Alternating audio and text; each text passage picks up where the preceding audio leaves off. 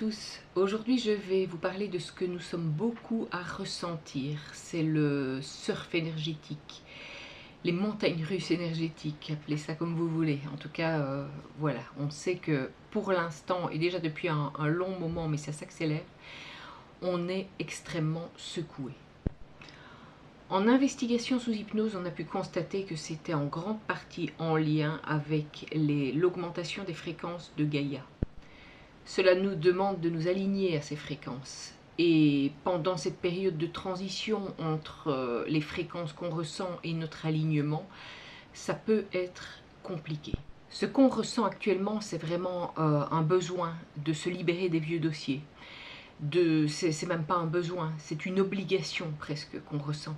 De se libérer des vieux dossiers pour pouvoir s'alléger pour la suite. Et ça demande de travailler sur soi, de ne pas chercher de responsable ailleurs. Ça demande de se centrer en soi et de voir ce qui nous bloque encore, ce qui nous piège encore.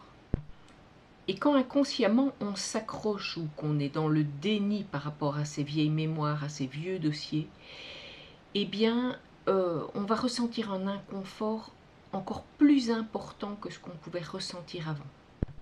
Un peu comme si notre conscience, notre âme, nous signalait que là on n'a plus de temps à perdre avec des choses qui n'ont plus d'intérêt pour la suite.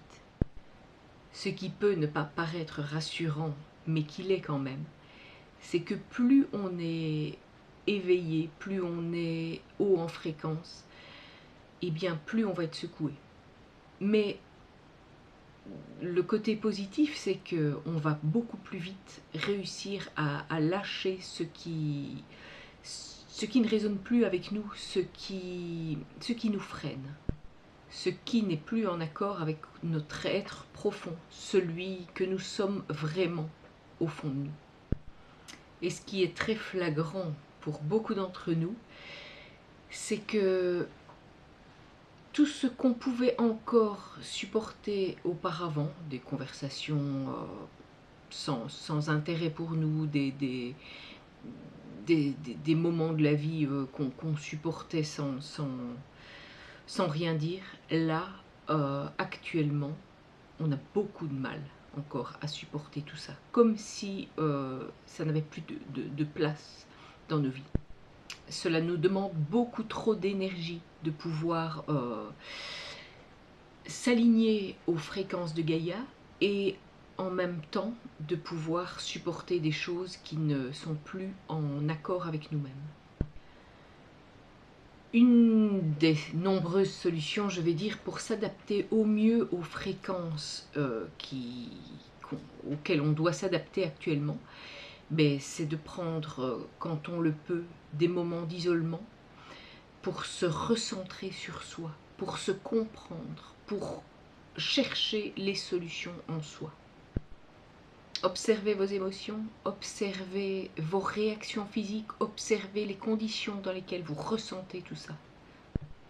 Il faut apprendre à s'écouter, à s'observer, à comprendre ce qui hurle en nous et à comprendre pourquoi ça nous fait hurler à l'intérieur de nous.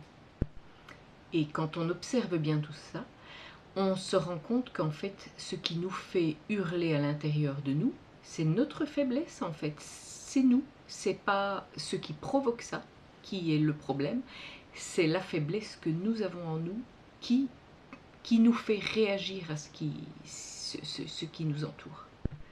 Cela demande de bloquer en fait notre mental qui lui bien évidemment va chercher partout autour mais pas en profondeur. Donc il est important de réussir à canaliser notre mental et cela va demander peut-être de faire des respirations, de faire du travail sur soi, parfois un accompagnement et en fonction de l'évolution, progressivement, on va pouvoir remonter et se réadapter à toutes ces nouvelles fréquences magnifiques que Gaïa est en train de nous envoyer justement pour nous permettre de nous propulser autrement.